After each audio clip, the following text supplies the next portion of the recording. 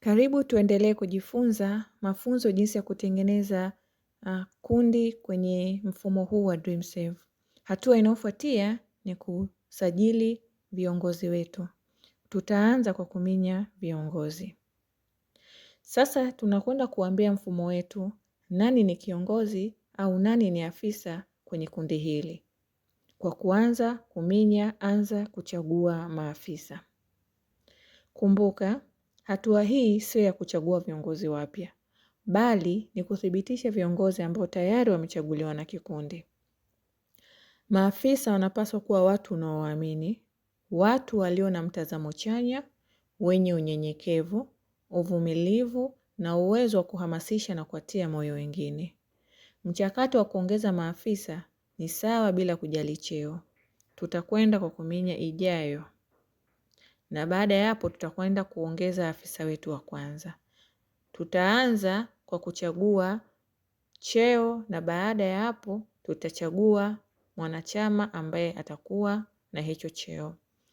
Tutaanza na cheo, wa kwanza tutasema ni mwenyekiti na tutakwenda kumchagua huyo afisa.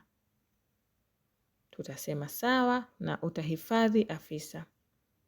Ili kuweza kuendelea kuongeza maafisa wengine, unatakiwa kuongeza angalau maafisa 4 ili kukamilisha hatua hii. Na maafisa hawa wanatakiwa wawe tofauti. Tutaongeza afisa wa pili, huyu atakuwa ni karani, cheo chake, na tutamchagua mwanachama yoyote ambaye ni kiongozi. Tutaongeza afisa mwingine ambaye huyu atakuwa ni katibu. Na tutamchagua huyo mwanachama wa kuwa katibu. Na baada ya hapo tutahifadhi. Tutaongeza mwanachama mwingine. Tutasema huyu ni mtunza funguo.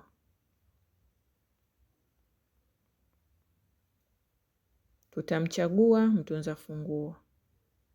Tutahifadhi afisa. Ukiangalia hawa viongozi, hawa 4 ni tofauti. Unaweza kuongeza viongozi wengi wakawa zaidi ya 4, lakini kwa hatua hii tunahitaji viongozi 4 tu tofauti ili kuweza kukamilisha.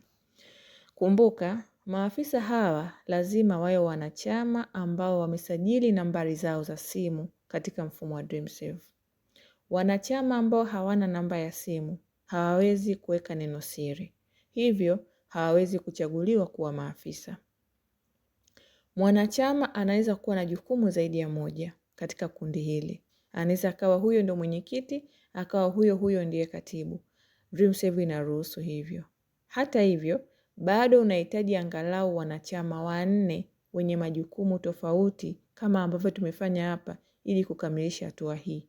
Kwa hiyo unaweza kuongeza afisa mpya katika hawa wanachama hao tunaowaona ukampa cheo kingine. Inawezekana kwenye mfumo huu wa DreamSave.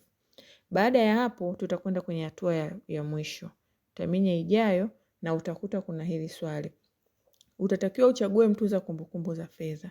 Unatakiwa kuchagua afisa anayehusika na kitabu cha fedha au ledger ambayo katika mfumo huu huwa tunaita karani au mhasibu au mtunza fedha.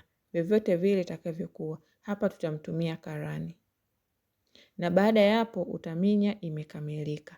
Na hatua hii itakuwa